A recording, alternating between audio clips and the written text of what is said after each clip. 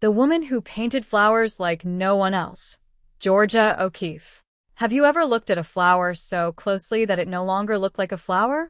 Instead, it became a landscape, a mystery, or even a symbol of human emotion. Few artists changed the way we see nature as profoundly as Georgia O'Keeffe. She wasn't interested in painting flowers the way everyone else did. She wanted people to stop, to slow down, and truly look. Today, Georgia O'Keeffe is celebrated as one of America's greatest artists. Her paintings sell for millions of dollars. Museums around the world proudly display her work. Yet behind these iconic images was a woman who spent her entire life refusing to follow anyone else's rules. This is the story of the artist who transformed flowers, deserts, bones, and mountains into timeless masterpieces.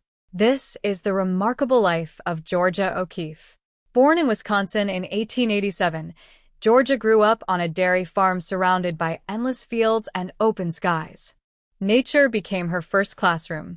Unlike many children, she spent hours observing subtle colors, changing light, and organic forms. These quiet observations would later become the foundation of her artistic vision. She knew she wanted to become an artist while still very young.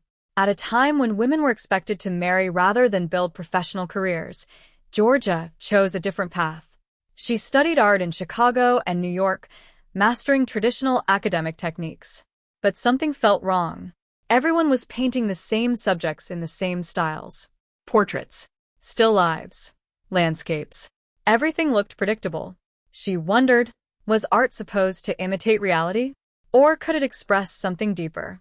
That question changed her life forever. One of her teachers introduced her to modern ideas about art. Instead of copying objects exactly as they appeared, artists could paint emotions, rhythm, and personal experience. Georgia became fascinated. She began making abstract charcoal drawings unlike anything she had ever created before. They weren't pictures of objects. They were visual expressions of feelings. Curving lines, flowing forms, simple shapes. When photographer and gallery owner Alfred Stieglitz saw these drawings, he immediately recognized something extraordinary. Without asking permission, he exhibited them in his famous New York gallery. Georgia was shocked. At first, she was angry, but when she met Stieglitz, she discovered someone who believed completely in her talent.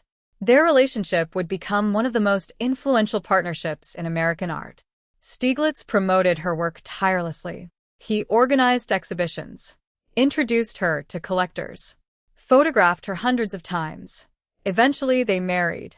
Together, they became central figures in the growing movement of American modernism. During the 1920s, Georgia created the paintings that made her internationally famous. Her enormous flowers. Instead of painting flowers as tiny decorations inside a vase, she magnified them until they filled the entire canvas. Petals became sweeping landscapes. Curves became abstract architecture. Color became emotion. People had never seen flowers painted this way. Many critics interpreted the paintings through psychological or symbolic ideas. Georgia repeatedly rejected those interpretations. She explained that people rarely took time to truly see flowers because they were always too busy. By painting them on a monumental scale, she forced viewers to pay attention. Whether audiences agreed or not, the paintings became iconic. Today, they remain among the most recognizable images in American art. But Georgia never wanted to repeat herself. She searched constantly for new inspiration.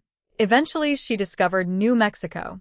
The vast desert landscapes changed everything. The dramatic cliffs, ancient rocks, bleached animal bones, wide blue skies. She described the landscape as something that belonged to her before she even lived there. The desert became her greatest studio. While many people saw emptiness, Georgia saw beauty. She painted weathered skulls floating against brilliant skies. She painted red hills glowing under the evening sun. She painted adobe churches, black cliffs, and endless horizons. These works captured not only the appearance of the American Southwest, but also its spirit. They combined realism with abstraction in a way that felt timeless. After Alfred Stieglitz passed away in 1946, Georgia permanently relocated to New Mexico. She continued painting with extraordinary discipline. Every day she observed nature. Every day she searched for new forms. Even as her eyesight gradually declined, she refused to stop creating. Later in life, she experimented with ceramics and continued working with assistants who helped bring her artistic ideas to life. Her creative spirit remained remarkably strong. Georgia O'Keeffe passed away in 1986 at the age of 98. By then, she had become a living legend. Today, her paintings are displayed in major museums around the world. They continue inspiring artists, photographers, designers, and filmmakers. More importantly, Georgia changed the way people think about seeing. She proved that ordinary subjects can become extraordinary when viewed with patience and imagination. A flower can become a universe. A bone can become sculpture. A mountain can become poetry. Her greatest lesson wasn't simply how to paint. It was how to observe. In a world moving faster every year, Georgia O'Keeffe reminds us that beauty often hides in the details we overlook. She once said, "Nobody sees a flower really, it is so small. We haven't time, and to see takes time." Perhaps that is why her paintings still feel so powerful today. They invite us to pause, to look closer, and to discover that the familiar world around us is filled with endless wonder. If you enjoyed this journey into the life of Georgia O'Keeffe, don't forget to subscribe for more stories about the artists who changed the course of history. Because every masterpiece begins with a single vision and every great artist has a story worth telling.